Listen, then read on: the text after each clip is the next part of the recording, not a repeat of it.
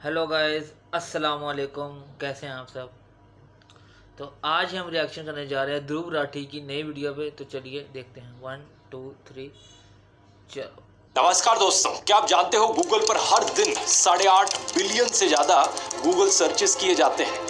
ये ऐसा हो गया कि मान लो दुनिया में रहने वाला हर एक इंसान दिन में एक बार कुछ ना कुछ गूगल सर्च करता हो। अपने आप में कोई छोटी बात नहीं है, लेकिन इससे भी कमाल की चीज ये है कि ये सब करना बिल्कुल फ्री है। और ना सिर्फ गूगल सर्च, गूगल का ऑलमोस्ट हर एक product completely free to use है। यूट्यूब पर वीडियोस देखना फ्री है, जीमेल का इस्तेमाल करना फ्री है, गूगल मैप्स का यूज करना फ्री है। इतना सब कुछ फ्री देने के बावजूद भी गूगल की जो मार्केट कैप है वो $2 ट्रिलियन से ज्यादा की है। ये कैसे हो सकता है?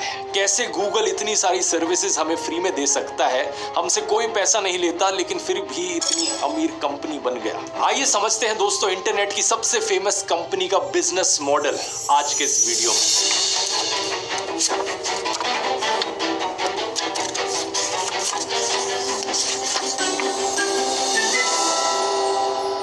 आपने अक्सर सुना होगा दोस्तों कि कैसे आज के दिन हम फोटोकॉपी मशीन को जेरोक्स मशीन कहते हैं, व्हाइट ग्लू को फेविकोल कहते हैं और एडेसिव बैंडेज को बैंडेड कहते हैं। जब भी कोई कंपनी अपनी फील्ड में इस तरीके से डोमिनेट करती है तो उसके नाम को ही उसके काम से एसोसिएट किया जाने लगता है। इसी तरीके से इंटरनेट सर्च करने को आज के दिन कहा जाता है कि गूगल करो। इसी गूगल सर्च की शुरुआत दोस्तों साल 1998 में हुई थी एक कॉलेज प्रोजेक्ट के तौर पर। लैरी पेज और सर्गे ब्रिन ने इसे बनाया था एक मिशन के साथ कि दुनिया की सारी इंफॉर्मेशन को ऑर्गेनाइज करना और उसे एक्सेसिबल और यूजफुल बनाना।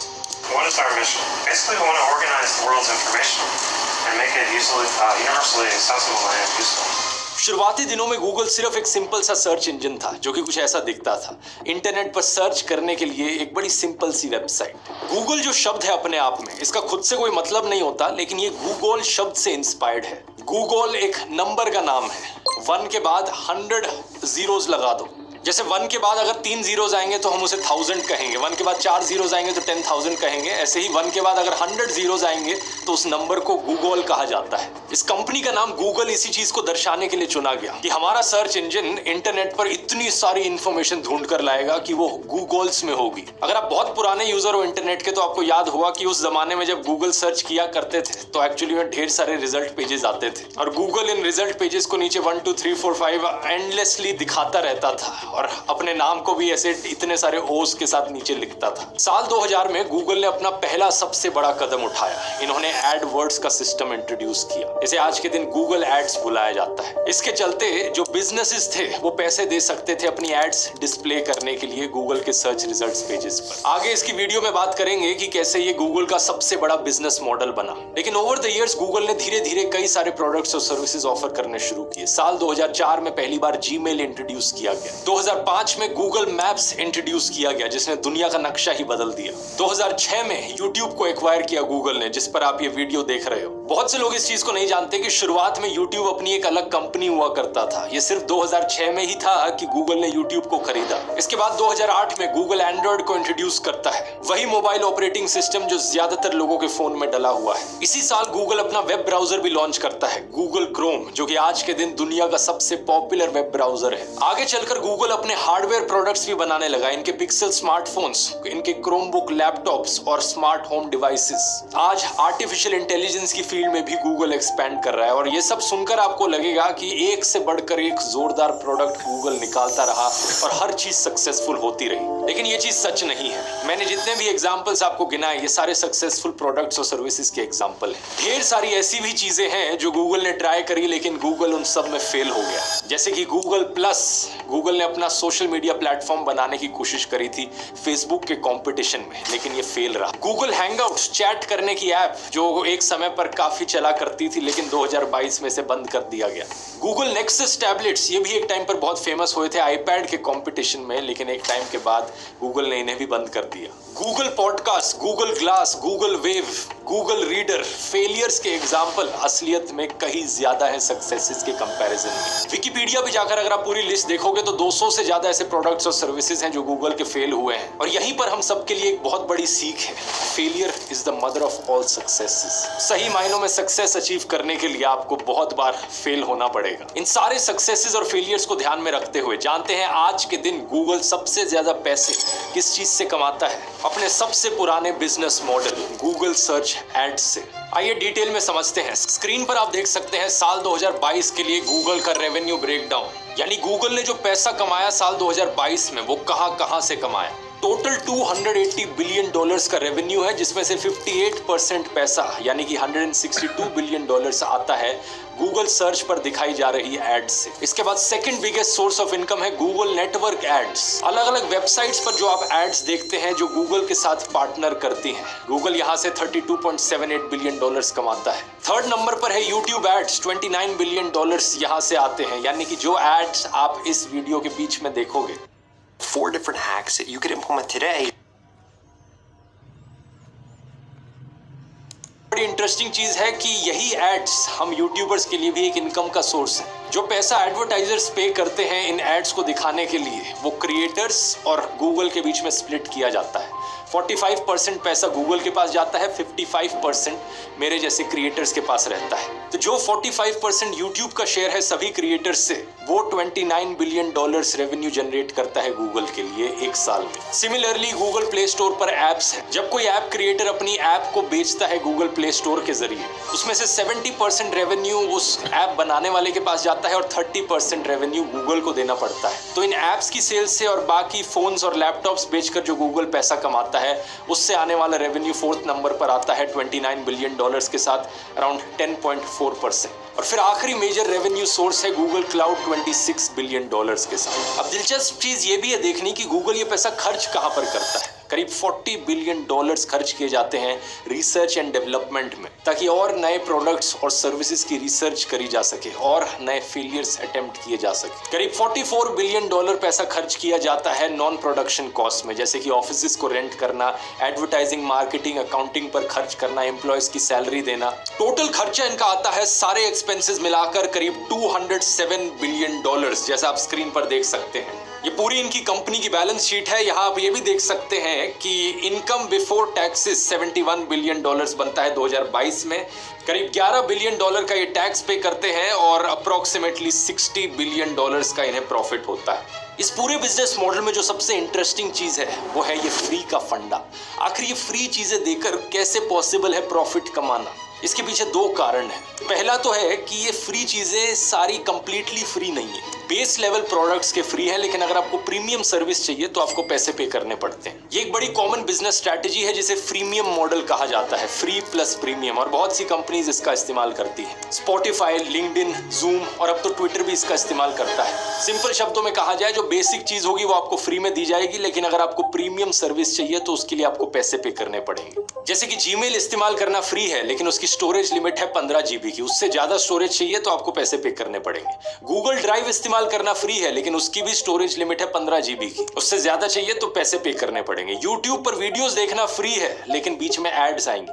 एड्स अगर आपको हटानी है तो आपको पैसे पे करने पड़ेंगे, यूट्यूब प्रीमियम खरीदना पड़ेगा। ये फ्रीमियम मॉडल बड़ा सक्सेसफुल मॉडल है, क्योंकि ये ट्राई बिफोर बाय का मौका देता है कि आप प्रोडक्ट को ट्राई कर सको और अगर आपको पसंद आए तो उसके बाद ही आप पैसे पे करो। लेकिन गूगल के केस में बात बड़ी इंटरेस्टिंग ये है कि ज्यादातर लोग फिर भी इनकी पेड सर्विसेज का इस्तेमाल नहीं करते हैं। 95% लोग जो यूट्यूब को देखते हैं उन्होंने प्रीमियम नहीं खरीद रखा। 95% लोग जो जीमेल या गूगल ड्राइव का इस्तेमाल करते हैं वो पैसे नहीं पे करते उसके लिए, लेकिन फिर भी गूगल अपना मेजॉरिटी रेवेन्यू फ्री वाली सर्विसेज से ही कमा लेता है। यहाँ आता है हमारा दूसरा रीजन, डेटा कलेक्शन। जितनी ज्यादा फ्री सर्विसेज का हम इस्तेमाल करते हैं उतना ही ज्यादा गूगल के पास हमारे ऊपर डेटा अवेलेबल होता है। हर एक चीज जो हम गूगल पर सर्च करते हैं, हर एक वीडियो जो हम यूट्यूब पर देखते हैं, हर एक ईमेल जो हम भेजते हैं, इस सारे डेटा को एनोनिमसली कलेक्ट किया जाता है और टारगेटेड एडवर्टाइजिंग के लिए इस्तेमाल किया जाता है। आपने ये चीज खुद भी होते हुए देखी होगी। अगर आप यूट्यूब पर किसी हेल्दी रेसिपी के बारे में सर्च करोगे तो गूगल पर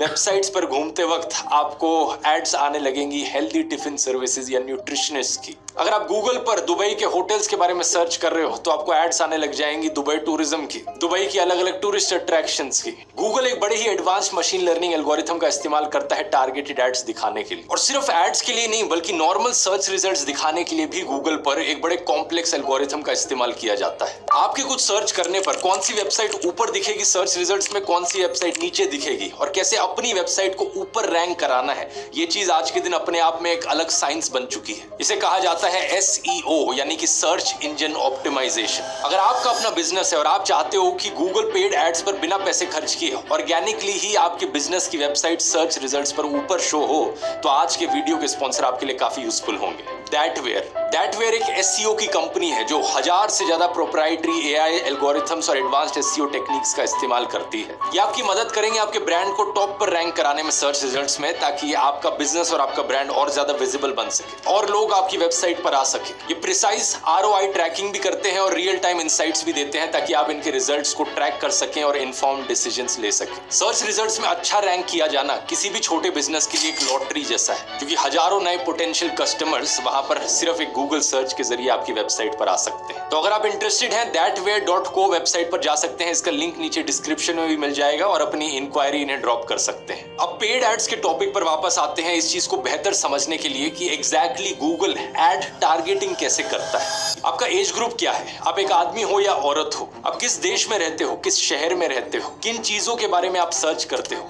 क्या चीजें आपको पसंद है, इन सारी चीजों के बेसिस पर आपका एक प्रोफाइल बनाया जाता है। और दूसरे पर्सपेक्टिव से जो एक एडवर्टाइजर होता है वो इन सारी चीजों को चूज कर सकता है। आपका एक छोटा सा बिजनेस है कपड़े बेचने का या चश्मे बेचने का, और आप चाहते हो कि आपकी एड 18 से 25 साल की लड़कियों को दिखे जो स्पेसिफिकली NCR के रीजन में रहती हो, तो ये चीजें आप चूज कर सकते हो। और फिर आप कुछ कीवर्ड्स चूज कर सकते हो जैसे कि सनग्लासेस या साड़ीज, और गूगल का काम यहाँ पर बन जाता है एक एडवर्टाइजर को एक यूजर से मैच करने का। अगर आपका एज ग्रुप, रीजन और जेंडर मैच हो रहा है और आपने गूगल पर सनग्लासेस से कोई रिलेटेड वर्ड सर्च किया, या यूट्यूब पर आपने उससे कोई रिलेटेड वीडियो देखा जैसे कि आपने किसी सनग्लास का रिव्यू देखा, तो गूगल को पता लग जाता है कि इस एड के लिए आप टारगेट कस्टमर हो और गूगल आपको ये एड दिखाएगा। ये एक बहुत सिंप्लीफाइड एक्सप्लेनेशन है, लेकिन मोटे मोटे तौर पर गूगल एड्स इसी तरीके से काम करती है। थोड़ा कॉम्प्लेक्सिटी में जाए तो एडवर्टाइजर्स के बीच में भी कंपटीशन बहुत होता है, तो एड्स की बिडिंग करी जाती है। एडवर्टाइजर्स डिसाइड कर सकते हैं कि वो कितना पैसा पे करने को तैयार हैं उनकी एड दिखाए जाने के लिए।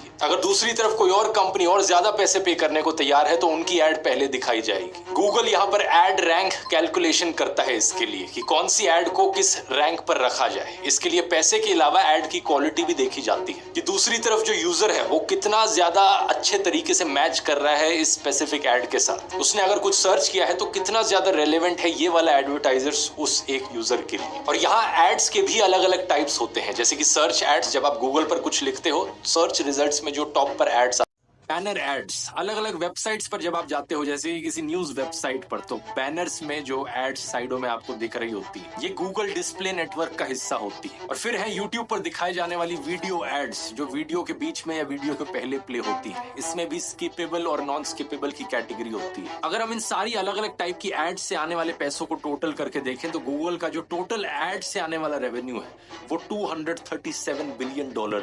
और वैसे ही 2022 में इनका टोटल रेवेन्यू था $280 बिलियन। तो 280 में से $237 बिलियन तो सिर्फ इन एड से ही कमाता है गूगल। इस चार्ट को देखिए, साल भर साल आप देख सकते हैं गूगल का एडवर्टाइजिंग रेवेन्यू कितना था। ऑलमोस्ट एक एक्सपोनेंशियल ग्रोथ यहाँ देखने को मिल रही है। पिछले 20 सालों से ये रेवेन्यू बढ़ता ही रहा है और 2020 से 21 में आप देखेंगे एक बहुत बड़ा जंप आया है। ये कोविड की वजह से था। ज्यादातर लोग अपने घरों में बैठकर इंटरनेट पर समय बिता रहे थे, ज्यादा एड्स देखी जा रही थी, ज्यादा एडवर्टाइजर्स एड्स पर पैसे खर्च कर रहे थे, तो गूगल का रेवेन्यू उस समय में इतना बढ़ गया। और गूगल यहाँ इकलौती कंपनी नहीं है जो इस तरीके से टारगेटेड एडवर्टाइजिंग पर निर्भर करती हो अपने बिजनेस के लिए। मेटा की फेसबुक और इंस्टाग्राम का भी यही हाल है। 2023 में मेटा का एनुअल एडवर्टाइजिंग रेवेन्यू $131 बिलियन का था। Amazon भी इसी तरीके से एड्स दिखाकर पैसे कमाता है। आप सोचोगे Amazon को एड दिखाने की क्या जरूरत पड़ी जब Amazon ऑलरेडी प्रोडक्ट्स बेचकर अपनी वेबसाइट पर पैसे कमा रहा है। एक्चुअली में वो प्रोडक्ट्स बेचने से जो परचेज हिस्ट्री का डेटा निकल के आ रहा है यूजर्स के बारे में वो और भी ज्यादा इंपॉर्टेंट है गूगल के डेटा से, क्योंकि गूगल को तो सिर्फ ये पता लगता है कि आपका इंटरेस्ट किस चीज में है। यूट्यूब पर आप किसी वीडियो को देख लेते हो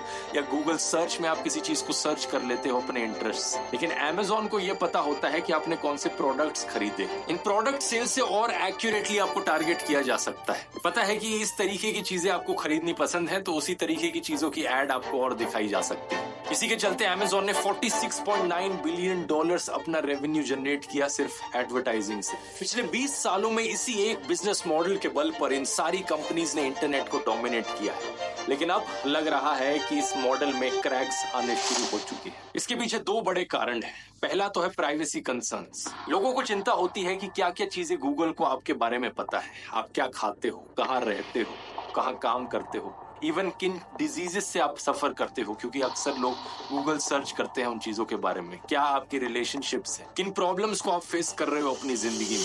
Well, I think Google does have more information than Facebook does. I don't know that it's a bad thing. I think it helps. Are you struggling with focus, learn? Make the product better.